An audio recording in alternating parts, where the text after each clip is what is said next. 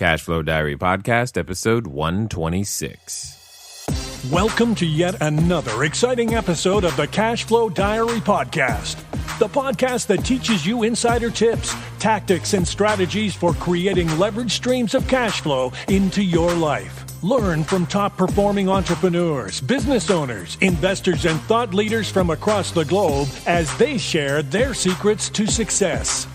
Like what you learn on this and other Cash Flow Diary podcast episodes? Go to learninvestingnow.com and sign up to receive powerful tips and information that will help you succeed as an entrepreneur and investor. Now, here's your host, investor, entrepreneur, business owner, educator, speaker, author, and master facilitator of Robert Kiyosaki's cash flow game, Jay Massey. All right, everybody, let's get back to business this time. We had been talking about our essential skills, and then you know what happened? We had a killer interview. At least I thought it was killer, and I was like, you know what? I got to get this out sooner, and hopefully you were able to catch the previous episode, and if you haven't, go back and listen to it. I dare you to tell me that it isn't awesome, and most importantly, that those concepts won't actually push you in the correct direction that you need to go in anyway. Our guest was phenomenal, and I was just like, you know what? Couldn't wait. Bumped everything off and said, here, let's get this one up. Anyway, it's been good to continue this series of essential skills, these essential skills for entrepreneurs. And today's is by far, in my opinion, and in the opinion of many, probably the number one essential skill out there. And if you looked at the title in any way, shape, or form, you understand that we are talking about sales. That's right. Dollar bills, right? If you don't, you can have a customer. That's right. You don't have a customer unless there's a sale. You got to have those things. And in order to make those things happen, they can't just kind of happen. You've got to have a plan, strategic, and you've got to know how to do it. And I'm not, this is not going to be like a 20-minute sales course in any way, shape, or form. My goal here is to help you have some of the understanding of the context of how sales fits in, and understanding that it is still it's a necessary part. And we'll be talking about it in three different aspects. Number one will likely be the most important one, but it's the one that you've got to understand. And one of the fundamental things when it comes to sales is just to understand this. Your company has to sell something. It doesn't mean you have to do it. However, for most of us that are just building our portfolios or getting started or doing whatever it is that we're doing, we probably should be that person for a significant period of time. Because the one thing that is consistently true is sales is the most expensive thing to outsource or find someone else to do for you on your behalf, especially to get them to do it well and right. And then once you do that process, you got to keep them happy. And that's a whole different animal. It's one of those very, very highly compensated skill sets for a reason. And that's one of the things that we want to jump this off and just think about. See, right now, if I said, hey, the next essential skill was tying your shoe, you'd be all fired up, be like, cool, I got that one. Right. And if I said the next essential skill was typing, right? There was a time in the world where something like typing, it was new. It was like, oh my gosh, have you seen that thing called a typewriter? So-and-so knows how to use it, and she uses it so well, and he's so good on the typewriter. And man, if I could only, learn how to do the typewriter, then I could earn X number of dollars per hour. And that would be like the primo thing, because then I could go do, you get what I mean? It's about skill sets. We are fundamentally in a skill set game, people, not an education game, meaning he who knows the most isn't necessarily the one that's going to win. It's he who knows how to do the most and execute. That's a completely different story. That's what I want to drive home. It's about skill sets. Now, you were born with some, you mastered a few more. And sometimes, unfortunately, this is one of the most damaging things I think about our educational system or educational systems as they are traditionally understood worldwide.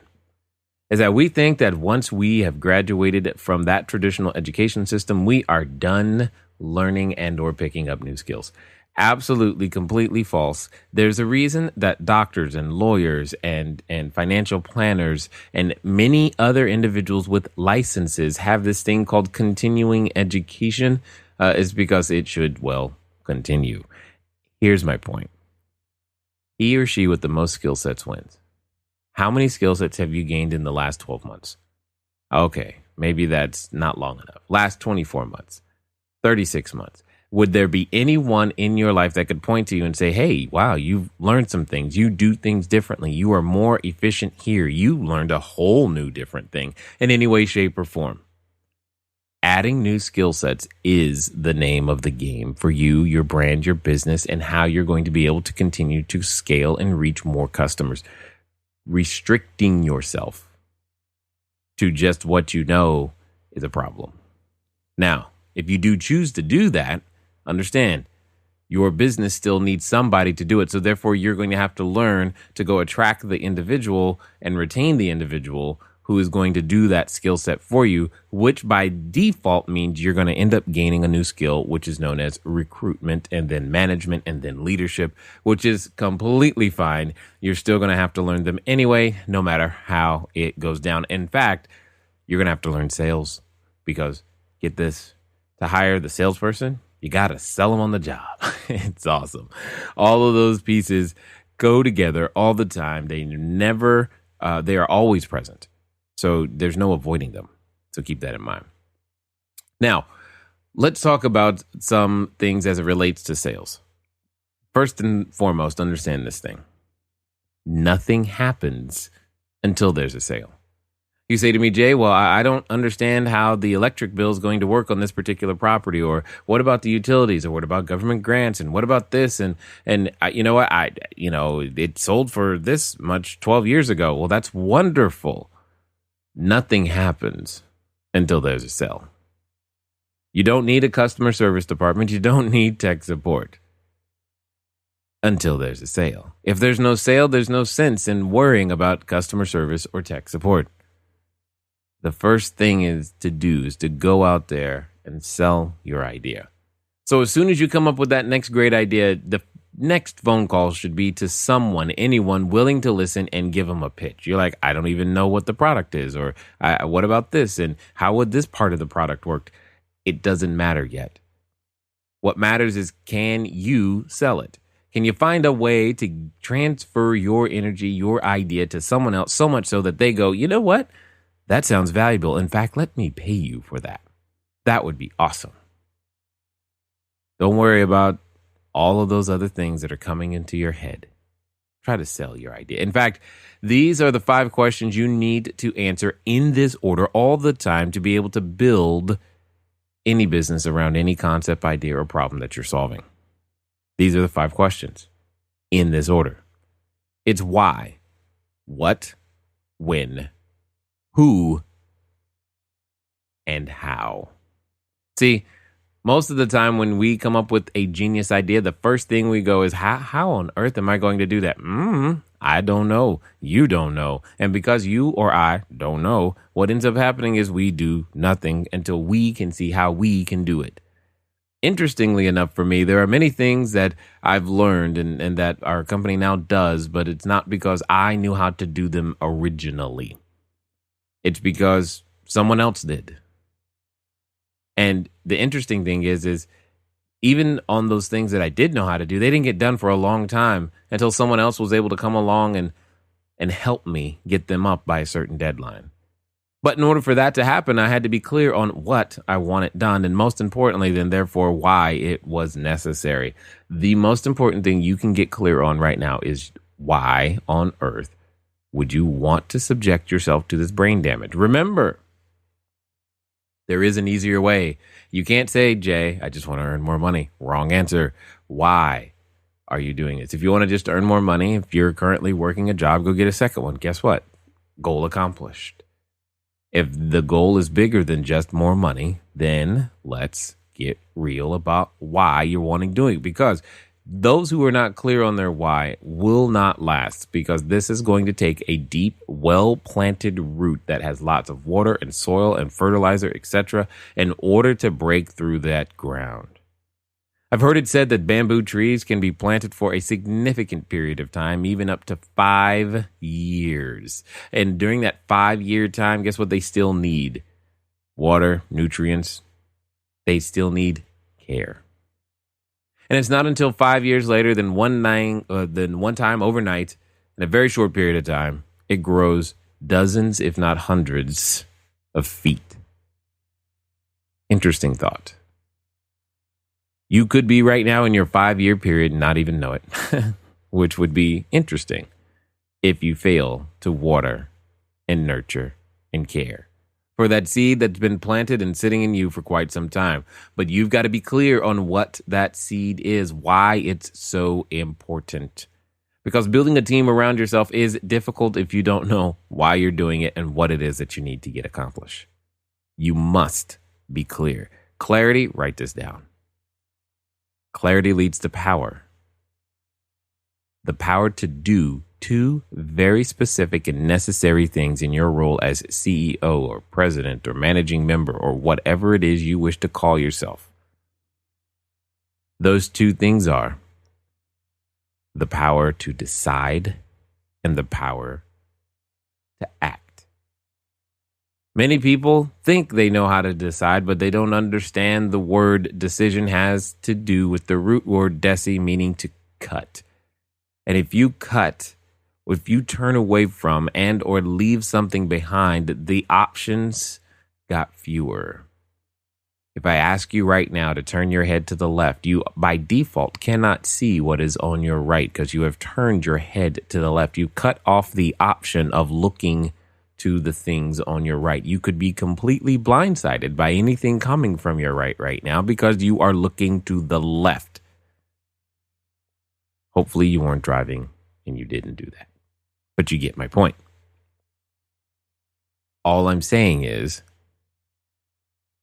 he or she who is clear on why they're doing it can then move to the next step of deciding and acting. Because even if you do manage to create a decision, and trust me here, decisions are created. If you can create the environment where you are able to consistently create decisions, that's good.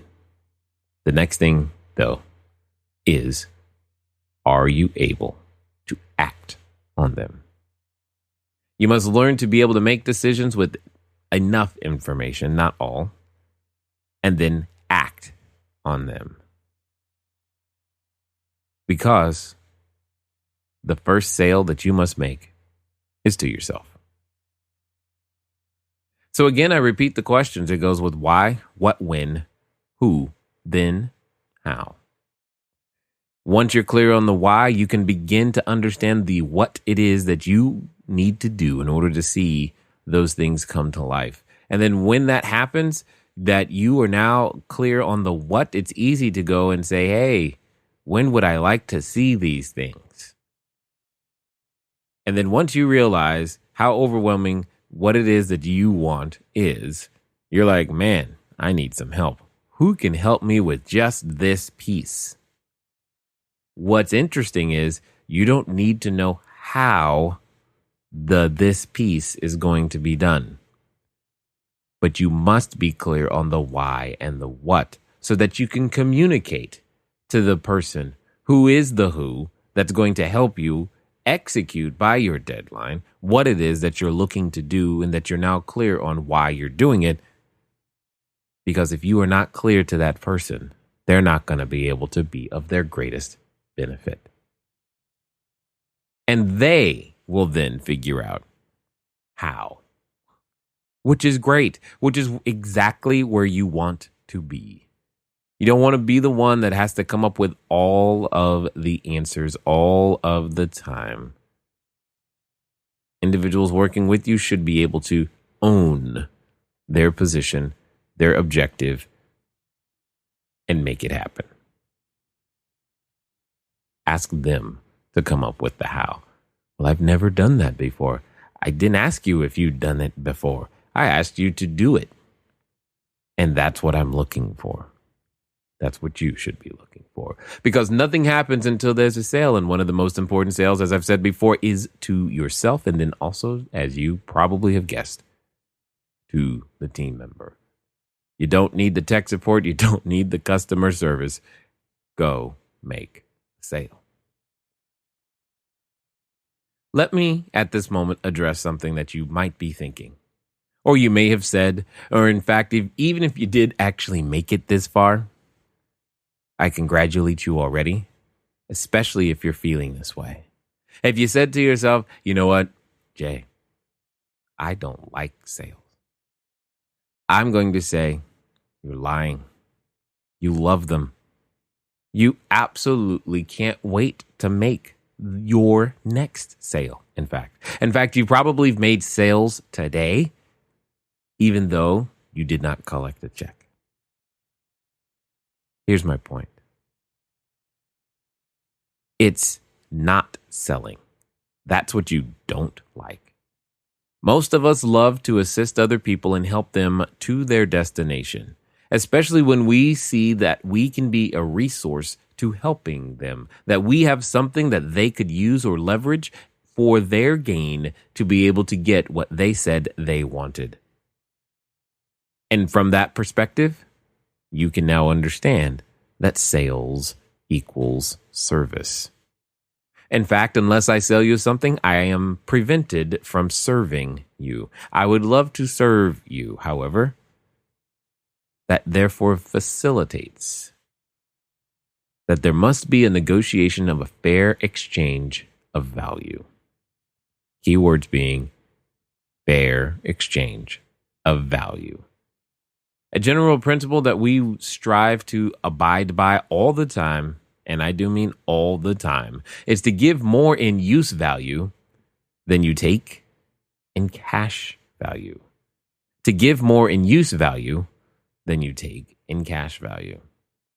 Many of you may have actually gone over to learninvestingnow.com, and this is how we give more in use value than we take in cash value. One of the things that has been collected at learninvestingnow.com is the due diligence checklist. Well, a lot of due diligence, and again, many experienced investors will tell you this. You think you can ask all the questions up front, and you're absolutely wrong. However, as you go, one of the wise things to do is to, when you realize that certain things cause you a really big headache, is to begin to ask for those things up front. So that the next time, something else gets the privilege of causing you a headache, but that's okay. You're committed to the destination, not to this event. And what you must do is you must continue past that, but also document what happened. Therein lies the value, in my opinion, for our due diligence checklist. Because we've gone through hundreds of transactions, tens of millions of dollars, not only in private capital, but also in real estate deals. And we documented the things that we have to keep asking for to help us prevent from making errors in judgments that cost time or money later. And the time or money later that is now saved is well spent, well invested, well worth it. And that is an item we give you for free. I've given you more in use value than I take in cash value. And that's on purpose, because I believe that that's a negotiation of a very, very fair exchange. Because you must, in order to receive that document, give us at least your email and allow us to communicate with you. I'm well aware that many of you have been able to use that document to save yourselves tens of thousands, if not hundreds of thousands, if not more dollars. I'm aware of that. I'm also okay with it, because that means I've helped you as well. And it just makes me feel darn good. So keep that in mind. Because here's what happens. If either party does not receive or perceives it does not receive adequate value, then that transaction is abusive to one of the parties. You could give someone something of great value that you know is of great value, but if they perceive it to be of little value, then you have wronged them. And the exchange was not fair. For example, if you were dealing with an Eskimo or someone who valued things that kept them warm, and instead of giving them a coat, you gave them a painting for their igloo, but they needed a coat. Unless you also submitted to them a plan to how to then exchange said painting to someone else who might also then therefore have the coat that they're looking for, I would suggest very clearly that you have wronged them. We must be aware of this all the time.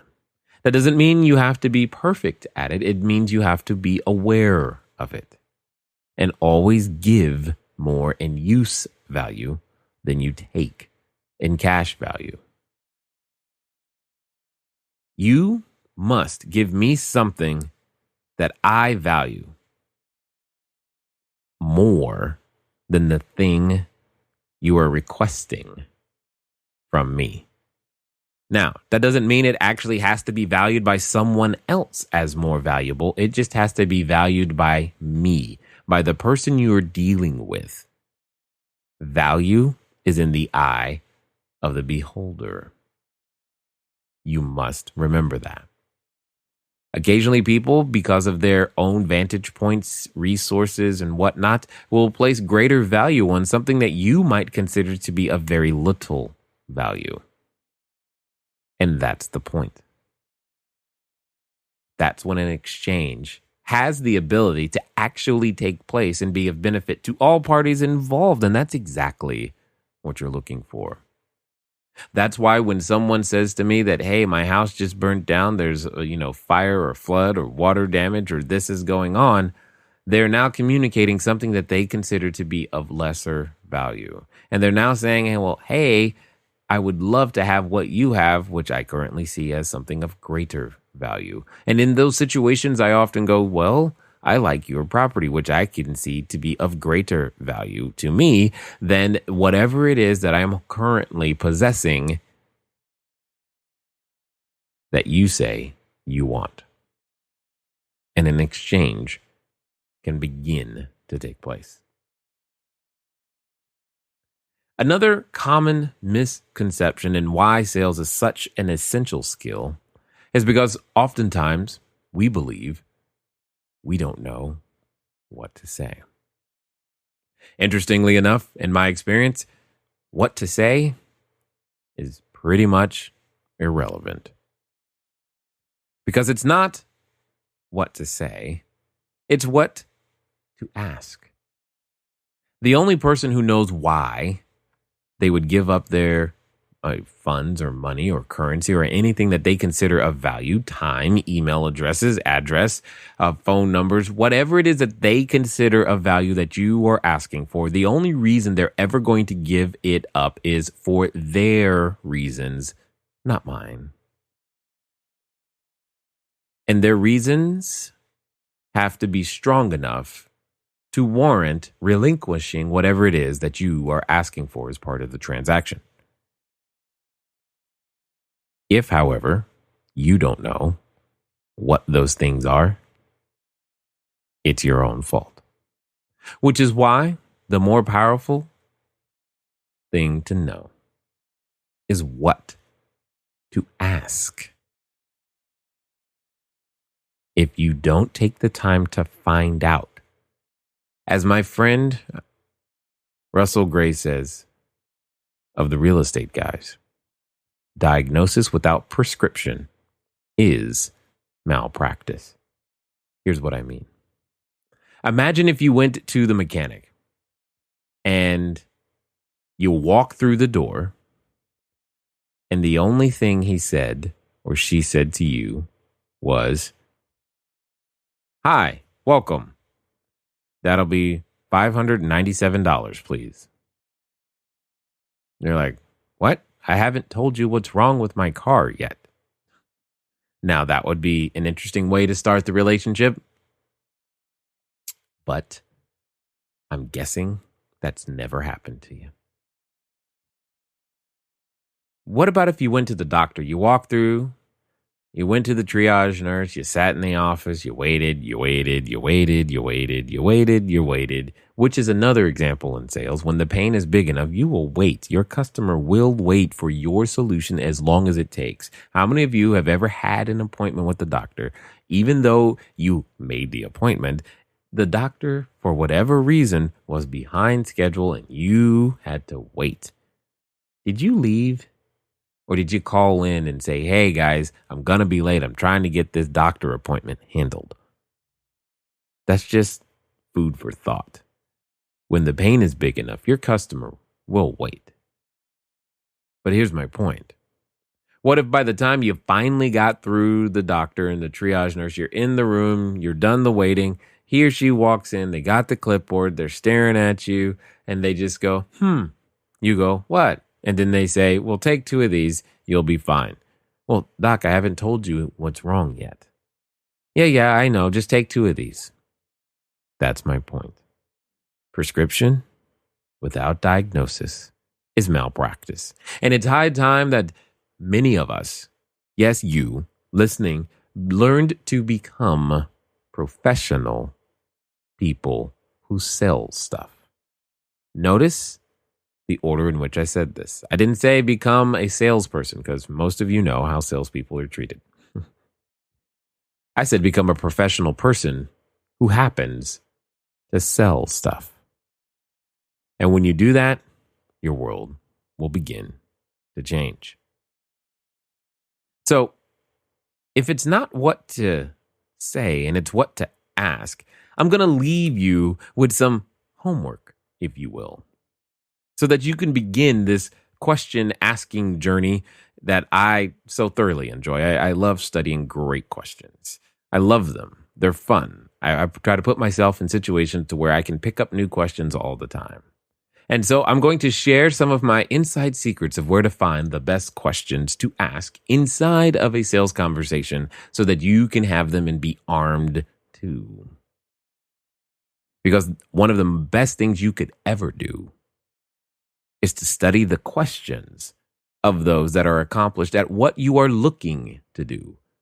Because there's a reason they're asking. There's a reason that they ask in the order that they're asking. There's a reason that they ask when they ask.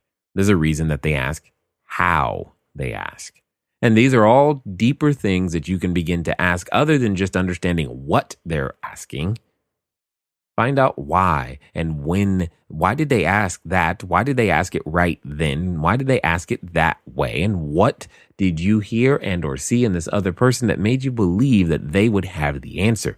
These are great questions you can ask about every question ever asked.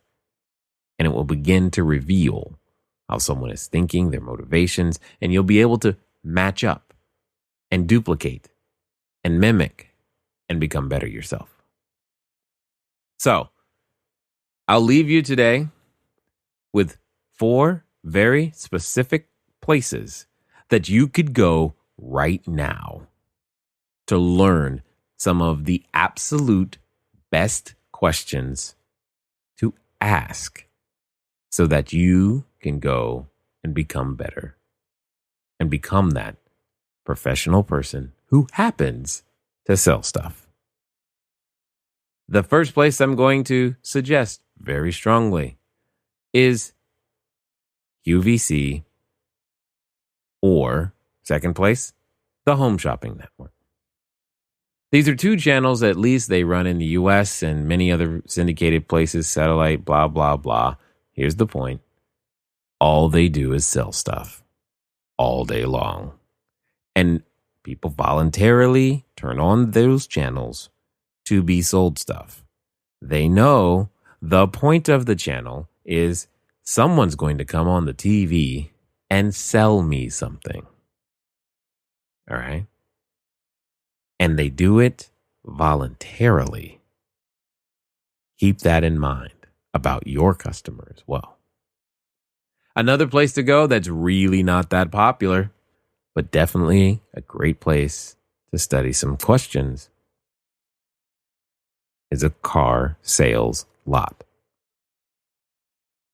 What is the first question that the salesperson asks you? They've been trained to ask you that first question for a reason and very specifically. I'm almost willing to bet that it is a verbatim question that they are supposed to ask in the same way every time so that it generates a very hyper similar result. And then they continue to ask more questions. Even when you say, hey, I'm just looking for the bathroom, they've got an answer that will somehow lead you to a test drive at some point during that visit. It's about the questions. The last place that I'm going to share with you today, and definitely probably one of the most unpopular places, and you're not going to like what I have to say, but I'm telling you to go anyway. Not because I earn any money from this or anything. You're going to study questions. I'm going to ask you to go to a timeshare, shared vacation ownership, something of that type presentation. You're like, Jay, you have got to be crazy. Maybe that is true. I don't know. However, here's what I do know. I know that the person who goes to the timeshare presentation, the potential customer, has made an agreement with their significant other and said, we're not buying anything tonight, right, honey? Not at all. I don't care what they give us. We're not buying anything. Let's shake on it. Everything's great. They get in their car. They head down to the presentation with that agreement solidly, firmly in place, reconfirming with each other all the way there. And then somehow, 90 minutes later, they're happy about the tens of thousands of dollars that they just invested in a timeshare or some sort of shared vacation ownership system. They're happy about it. What happened to that agreement that they had made just 90 minutes earlier? How did you go from we're not buying anything, we're just going to show up for the free movie tickets, to, yeah, that absolutely made sense? See, it's questions that help people move through the process, come to their own realization. And once they realize, hey, I'm in pain, we will do whatever we've got to do to resolve the pain. It's been fun talking to you soon. I look forward to talking to you again. Until next time.